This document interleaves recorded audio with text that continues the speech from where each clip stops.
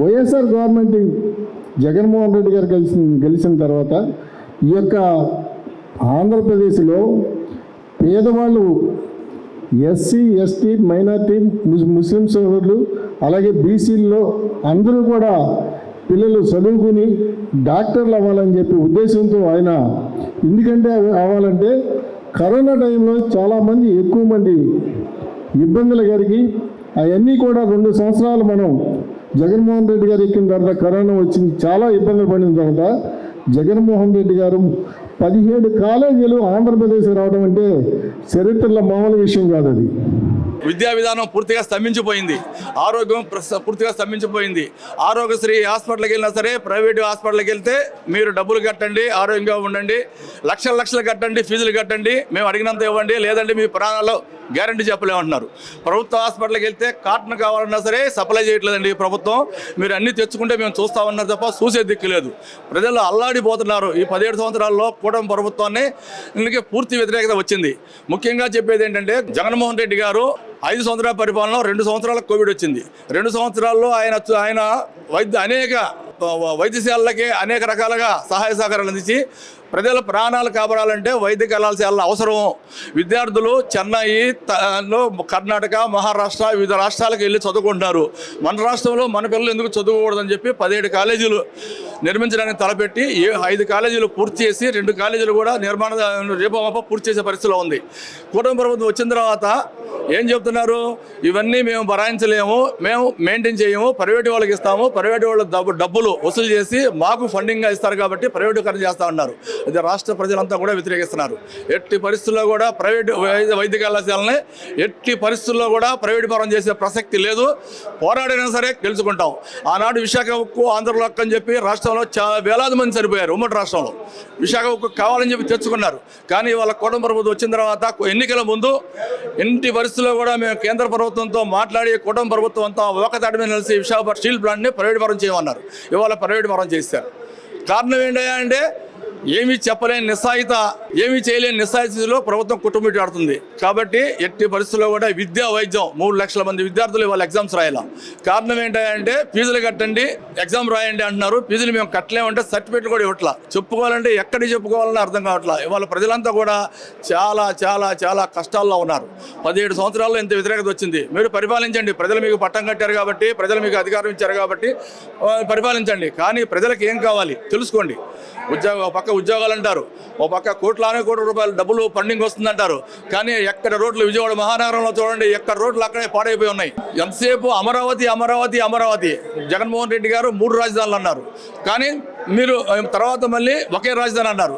ఇప్పుడు మీరు చేస్తున్నది ఏంటి? కర్నూలులో నిన్న ప్రధానమంత్రి గారి చేత ఐటీ హబ్ తయారు చేశారు. అది ఏంటి? అలా విశాఖపట్నంలో తయారు చేశారు. అది కాదా? రాజధాని అనేది డెవలప్ చేయండి, అందరూ సంతోషమే, మేమంతా హర్షిస్తాం.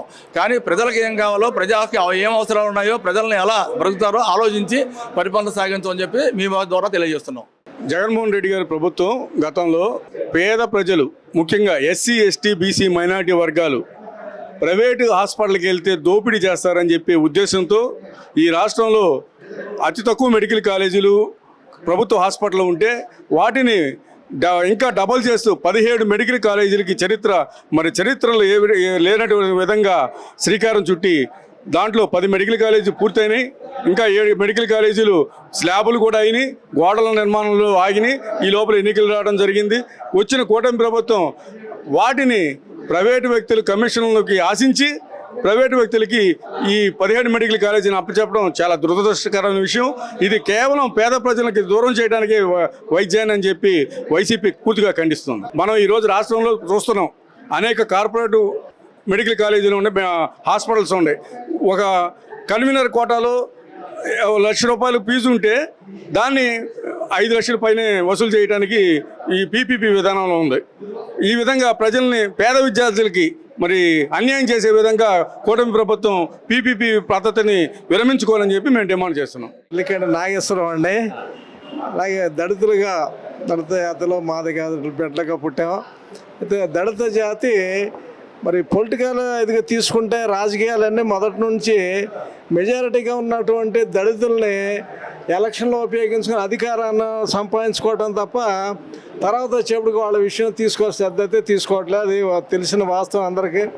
అయితే చాలా సందర్భాలు ఉన్నప్పటికీ ఒక విషయం మాత్రం చెప్పగలుగుతాను. మద్యపాన నిషేధం అనేది మొదట రాజకీయంగా చేసినప్పుడు మద్యపాన నిషేధం తేవటం ద్వారా ప్రజల ఆరోగ్యాన్ని కాపాడవచ్చు, మంచిదని ఒక విషయం అయితే చెప్పారు. కానీ తర్వాత వచ్చేటికి మద్యపానాన్ని ఆదాయానికి ప్రధాన ఆదాయంగా తీసుకొని జరుగుతూ ఉన్నాయి. అయితే తాగటం ఒక రకం అయితే దానిలో కల్తీ మద్యాన్ని ఇంకా వచ్చేటువంటి ఆదాయం ఎక్కువ రావడం కోసం కల్తీ మద్యాన్ని చేయటం, అది తాగి జనం చనిపోవడం జరుగుతూ ఉంది. మరి సహజంగా దళితులుగా కష్టపడి పనిచేసేవాడు పగలంతా కష్టపడి పనిచేసి సాయంత్రం వచ్చే 400-500లోనో 600 400-500 ఈ మద్యానికే పోయే పరిస్థితి. అయినప్పటికీ కూడా ఏదో కాస్త ఒళ్ళు నొప్పులు దాన్ని తగ్గడం కోసం ప్రాణం సుఖంగా ఉండదు అనుకున్నాను. అయినప్పటికీ ఆ కల్తీ అవ్వటం వల్ల నిదాన ప్రాణం తీసే పరిస్థితి వచ్చింది. కాబట్టి దీన్ని ప్రధానంగా ఈ కల్తీ మద్యం అనే దాన్ని వ్యతిరేకిస్తున్నాం పూర్తిగా. దాన్ని లేకుండా మరి ఆ మద్యం తీసేస్తే ఇంకా సంతోషం, అయితే ప్రధాన వనరు అవుతుంది కనుక మరి కల్తీ మద్యాన్ని అరికట్టాలని, కల్తీ మద్యం దీని విషయంలో మరి ప్రభుత్వం చేసేటైతే దళితులంతా కూడా మీకు అండగా ఉండి ఈ విషయంలో మేము ప్రధానంగా పోరాడతామని చెప్తూ ముగిస్తాను. పీపీ అనేది మరి మాలాంటి దళితులు డాక్టర్ చదువుకోవాలంటే మరి ఈ స్టేట్లో ఉన్న ఇటు కూటమి ప్రభుత్వంలో ఉన్న అగ్ర నాయకులు మరి ముఖ్యంగా మరి పెదకమ్మవారు వారు వాళ్ళ పరిపాలన జరుగుతుంది. ఇక్కడ వాళ్ళ ఆధ్వర్యంలో పీపీ పరిపాలన చేస్తే అంటే మా దళితులకి ఒక 10 సీట్లు 5 సీట్లు ఇచ్చేసి దుర్మార్గంగా మా ఎస్సీలని అనగదొక్కే కారణంగా మరి ఈ కూటమి ప్రభుత్వం ఆలోచిస్తుందంటే చాలా దౌర్భాగ్యమైన విషయం ఇది. ఎందుకంటే ఆనాటి ముఖ్యమంత్రి రాజశేఖర రెడ్డి గారు మరి ఎంతోమంది పేద ప్రజలు డాక్టర్ చదవాలని ఆలోచనతో ఆ రోజు మరి ఎడ్యుకేషన్ పరంగా అందరికీ పేదలకే ఉచిత విద్య అందాలని చెప్పేసి ఆయన ఎంతో మరి ఫీజు రియంబర్స్మెంట్ తీసుకొచ్చాడు. మరి అదే ప్రకారంగా మొన్న మా మాజీ ముఖ్యమంత్రి వారు జగన్మోహన్ రెడ్డి గారు మరి 17 మెడికల్ కాలేజీలని శంకుస్థాపన చేసి మరి కొన్ని నిర్మాణం జరిగింది, కొన్ని ఓపెనింగ్ చేశారు. అసలు ఎక్కడా కట్టలేదు, ఎక్కడ పునాది లేదని చెప్పేసి గౌరవులైన మా ఎస్సీ సమాజానికి సంబంధించిన హోంమంత్రి గారు చాలా దౌర్భాగ్యంగా మాట్లాడుతున్నారు. మాకు చాలా చిక్కుచేటుగా ఉంది. ఎందుకంటే మా ఎస్సీల్లో డాక్టర్లు అవ్వడానికి మీకు ఇష్టం లేదమ్మా, మా దళితుల్లో డాక్టర్ చదవడానికి ఈ కూటమి ప్రభుత్వకి ఏమైనా ఇబ్బందికరంగా ఉందా అంటే, లేకపోతే మేము ఫీజులు కట్టలేమా? మేము ఫీజులు కడతాం. ఈరోజు ఛాలెంజ్ చేసి చెప్తున్నా, నా కొడుకు నేను డాక్టర్ చదివిస్తున్నా, జిఎస్ఎల్ మెడికల్ కాలేజీలో ఫీజు కట్టి డాక్టర్ చదివిస్తున్నా, కానీ కట్టుకుంటాం మేము ఫీజులు. కానీ మా జగన్మోహన్ రెడ్డి గారు మరి ఆ ఫీజులు కట్టుకోలేరు, ఉచితంగా దళితులకి ఇవ్వాలని చెప్పేసి మరి 17 మెడికల్ కాలేజీని పూర్తి చేయడానికి సంకల్పంతో మహానుభావుడు ఆయన నిర్వహించిన కాలేజీలని నువ్వు పీపీ విధానంగా ఇచ్చేసి నువ్వు చేతులు నిలుపుకొని నీకు సంబంధించిన మీ పెదకమ్మ వరకు అప్పచెప్పి మా దళితులకు అన్యాయం చేస్తే ఖబర్దార్, ఎంతవరకైనా వెళ్తాం, ఎంతవరకైనా పోరాడతాం. ఇది మా వైఎస్ఆర్ కాంగ్రెస్ పార్టీ తరఫున మేము తీసుకున్న నిర్ణయం. మేమంతా ఎస్సీ బడుగు బలహీన వర్గాలం అండి. చదువుల తల్లి మమ్మల్ని ఎప్పుడూ వరించిందండి. కానీ ఈ కూటమి ప్రభుత్వం దూరం చేస్తుందండి. జగన్మోహన్ రెడ్డి 17 మెడికల్ కాలేజీ చదివి మేము పేద పిల్లలను చదవాలని 17 మెడికల్ కాలేజీ ఫ్రీ సీట్లు ఏర్పాటు చేశాడండి. వాటిని ప్రైవేటుకి దోచిపెట్టి మాకు చదువు రాకూడదు, మేము కూలీలుగానో గుమస్తాలుగానో బతకాలని ఈ కూటమి కుట్రలు చేస్తుందండి.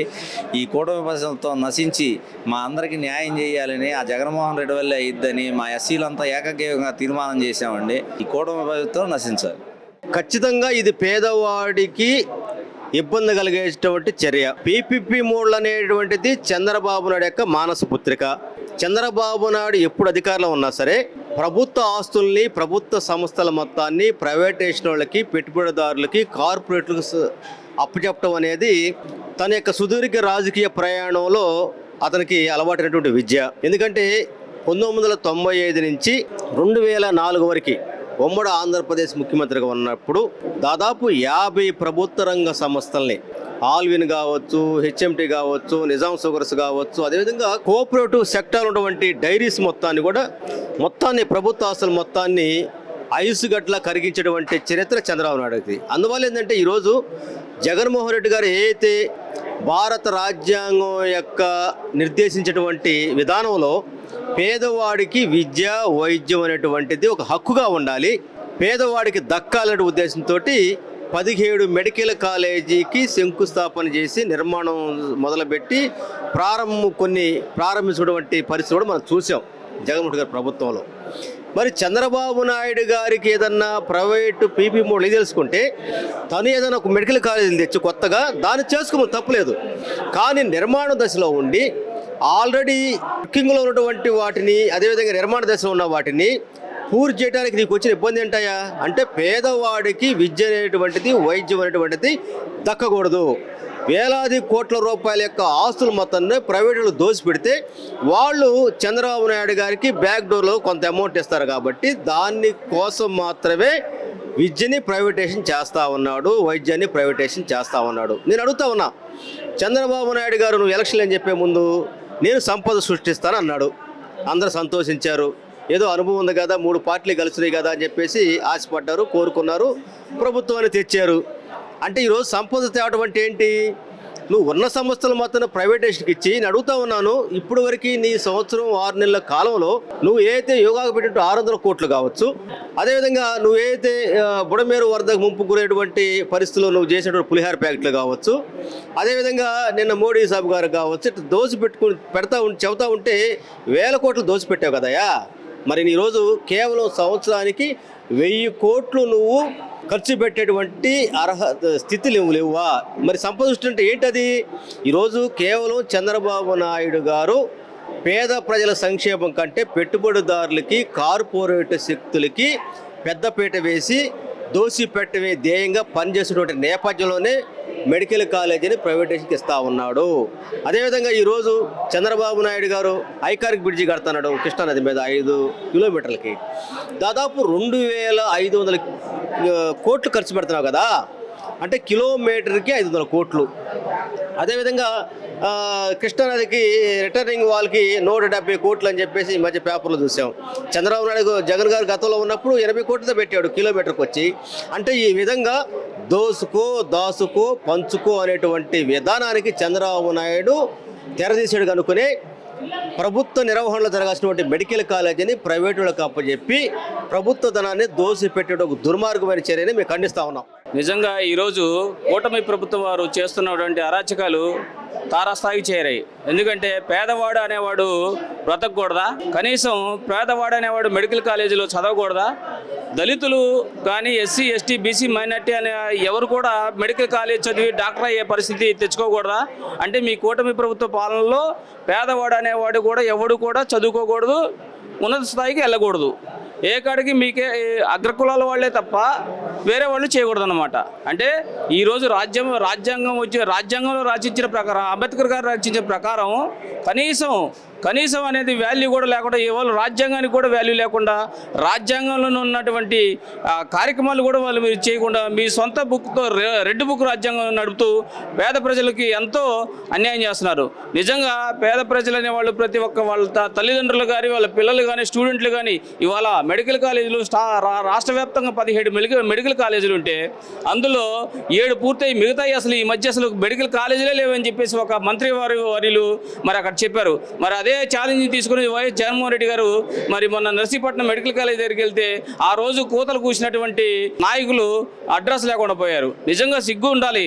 నిజంగా పేద పిల్లలు చదువుకోవాలా, లేకపోతే పేదలకు అనే వాళ్ళకి వైద్యం అందకూడదండి. ఈరోజు చూస్తున్నాం అసలు గవర్నమెంట్ హాస్పిటల్లో ఆరోగ్యశ్రీ అనేది తీసేశారు. ఎన్టీఆర్ భరోసా అని పెట్టుకున్నారు కదా, పోనీ మీ పేరే పెట్టారు. ఏది ఆ ఎన్టీఆర్ ఆరోగ్యశ్రీ కూడా లేకుండా చేశారు కదా. అంటే పేదవాడు అనేవాడు ఎవరు కూడా మీ కూటమి ప్రభుత్వం పాలన బతకూడదు, చచ్చిపోవాలనే ఒక ఆలోచనతో ఉన్నారు. రైట్, అనుభవిస్తున్నారు అక్రమ కేసులు, దళితులపై కేసులు ఎలా పడితే అలాగని మీ ఇష్టానుసారం చేస్తున్నారు. నిన్న గుంటూరు జిల్లాలో ఒక అతని మీద హత్యా ప్రయత్నం చెప్పి అతన్ని జైలు పంపించారు. నిజంగా అతనికి ఏం సంబంధం ఉందండి? మీరు నిజంగా ఆలోచించండి. మొన్న చూస్తేనే ఒంగోలు దగ్గర 2 దళితుల్ని రాజ్యాంగ నిర్మాత డాక్టర్ బిఆర్ అంబేద్కర్ గారి విగ్రహాన్ని వైఎస్ఆర్ కాలనీలో ఏర్పాటు చేసుకుందామని చెప్పేసి వాళ్ళు అక్కడ చేసుకుంటుంటే అక్కడ ఉన్న అగ్రకులాల వాళ్ళు జీర్ణించుకోలేక అక్కడ ఉన్న సచివాలయ సెక్రటరీతో కేసు పెట్టించేసి ఒక సిఐతో వాళ్ళిద్దరిని అరికాల కూడా 3rd డిగ్రీ ఉపయోగించారు. మేము ఆ కుటుంబాన్ని పరామర్శించడానికి మా జిల్లా రాష్ట్ర అధ్యక్షులు టీజీఆర్ సుధాకర్ బాబు గారితో కలిసి మేము వెళ్ళి వాళ్ళ కుటుంబాన్ని పరామర్శించాం. అంటే ఈ కూటమి పాలనలో నిజంగా పేద ప్రజలు బతికే పరిస్థితి అయితే లేదు. లేరు. ఖచ్చితంగా రానున్న రోజుల్లో పేద ప్రజలే కాదు, ఎస్సీ ఎస్టీ బీసీ మైనార్టీ వాళ్ళందరూ కూడా తగిన బుద్ధి చెప్తారని ఈ కూటమి వాళ్ళకి. పవన్ కళ్యాణ్ గారు ఇంతవరకు స్పందించబట్ల. ఎందుకు స్పందించలేదండి? సుగాలి ప్రీతి అన్న అతను ప్రభుత్వం లేనప్పుడు వైఎస్ఆర్ కాంగ్రెస్ పార్టీలో వాళ్ళకి కుటుంబానికి న్యాయం చేస్తే ఆ రోజు గొంతెచ్చుకొని మాట్లాడిన పవన్ కళ్యాణ్ ఈ రోజు నిన్న వాళ్ళ ఇంటి దగ్గర హౌస్ అరెస్ట్ చేయించాల్సిన పని ఉందండి. మీరు అంత ఇదిగా ఉంటే మీరు వెళ్ళి కూర్చొని మాట్లాడొచ్చు కదా, వాళ్ళ కుటుంబానికి న్యాయం చేయొచ్చుగా. అరెస్ట్ చేయాల్సిన పనే ఉంది. ఆమె ఒక హ్యాండిక్యాప్డ్, ఆమెని ఇంట్లో నుంచి బయటికి రాకుండా అరెస్ట్ చేయించారు. ఎంతవరకు కరెక్ట్ అండి?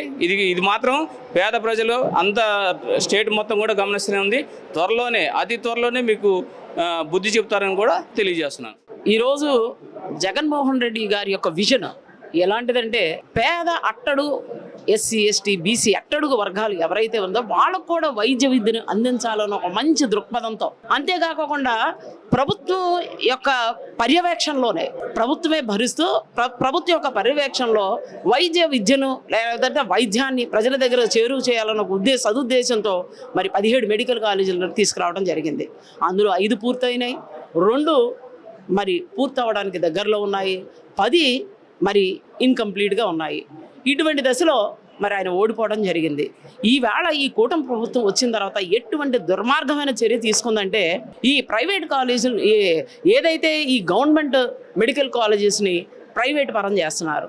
అది కూడా ఎంతండి? 99 పైసలుగా, అంతే. 99 పైసలకి మరి 33 ఏళ్ళు అని వాళ్ళు చెప్పారు, కానీ ఆన్ పేపర్ వచ్చేసి 66 ఏళ్ళు అని ఉంది. అంటే ప్రభుత్వం, అంటే ఈ కూటమి ప్రభుత్వం తీసుకునే దుర్మార్గ చర్యను ఖచ్చితంగా ఏంటంటే, పేద విద్యార్థులు ఎవరైతే ఉన్నారో మరి వాళ్ళు మెడికల్ చదవాలనే ఆశ ప్రతి ఒక్క మెరిట్ స్టూడెంట్స్ అనే వాళ్ళకి ప్రతి ఒక్కరికి ఆశ ఉంటుంది. కానీ ఈవేళ వాడి యొక్క కళల్ని ఆశల్ని ఈ కూటమి ప్రభుత్వం చంపేస్తుంది. ఇంకోటి ఏంటంటే, అసలు ఎప్పుడైనా కానీ వైద్యాన్ని ప్రైవేట్ పరం చేయడం ఎక్కడైనా ఉందండి? ఎందుకంటే మరి వైఎస్ఆర్ గారి దగ్గర నుంచి కూడా ఆరోగ్యశ్రీని తీసుకొని వచ్చి పేద బడుగు బలహీన వర్గాలకి, వాళ్లే కాదు ఎవరైతే వాళ్ళు ఆర్థికంగా వెనకబడి ఉన్నారో వాళ్ళు ఓసీ లేనప్పుడు కూడా వాళ్ళు వైట్ కార్డు కనుకుంటే ఖచ్చితంగా వాళ్ళకు కూడా మరి గవర్నమెంట్ హాస్పిటల్స్లో వైద్యం ఇవ్వడం జరిగింది. కానీ ఈరోజు ఈ కూటమి ప్రభుత్వం వచ్చిన తర్వాత అసలు ఆరోగ్యశ్రీనే ఖచ్చితంగా నిలిపివేసేశారు ఈ ప్రభుత్వం. అంటే ఎవరి మీద కక్ష సాధిస్తున్నారు? పేద బడుగు బలహీన వర్గాల మీద వీళ్ళ కక్ష సాధింపు చర్యలు స్టార్ట్ చేశారు. అంటే మీరు గెలిచిన తర్వాత అది చేస్తాం మేము 6 సిక్సర్లో అది ఇదని అన్నారు. కానీ ఏం చేశారండి? వైద్యాన్ని దూరం చేశారు. స్కూల్స్ చూస్తే స్కూల్స్ అధ్వాన పరిస్థితిలో ఉన్నాయి. అందుట్లో ఈ పీపీటీ పద్ధతి తీసుకొని వచ్చిన తర్వాత నిజంగా ఈ విద్య పేద విద్యార్థులు ఖచ్చితంగా కరువు అయిపోద్ది. అందుట్లో అసలు ఈ హాస్పిటల్స్ని, అంటే ఒక విజన్తో కట్టినటువంటి హాస్పిటల్స్ని కాస్త ప్రైవేట్ పరం చేస్తున్నారు. కాబట్టి ఇది దుర్మార్గమైన చర్య, హేయమైన చర్య. దీన్ని ఖండించాల్సిన అవసరం ఎంతైనా ఉంది. అందుకనే ఈరోజు ఇక్కడ రౌండ్ టేబుల్ కాన్ఫరెన్స్ ఏర్పాటు చేయడం జరిగింది. కాబట్టి ఈ రౌండ్ టేబుల్ కాన్ఫరెన్స్లో ఖచ్చితంగా మా ఎజెండా, లేకపోతే మేము మాట్లాడే విధానం, తర్వాత మాకు ఏం కావాలి అనేది ఖచ్చితంగా ప్రభుత్వం దృష్టికి తీసుకొని వెళ్తాం. ఖచ్చితంగా ఈ కూటమి ప్రభుత్వాన్ని మేము ఎండగడతాం. డెఫినెట్గా ఇది చాలా దుర్మార్గమైన చర్య చంద్రబాబు తీసుకుంది. ఆ కూటమి ప్రభుత్వంలో ఉన్న అందరూ కూడాను దీనికి బాధ్యులవుతారు. మెయిన్ పీపీఈ మోడ్లో ఎస్సీ ఎస్టీ బీసీ విద్యార్థులకు, మైనార్టీ విద్యార్థులకు డెఫినెట్గా అన్యాయం జరుగుతుంది. ప్రైవేట్ పార్ట్నర్షిప్లో వెళ్ళటం వల్ల చాలా లాస్ అవుతాం. మెరిట్ అంతా కోల్పోతుంది.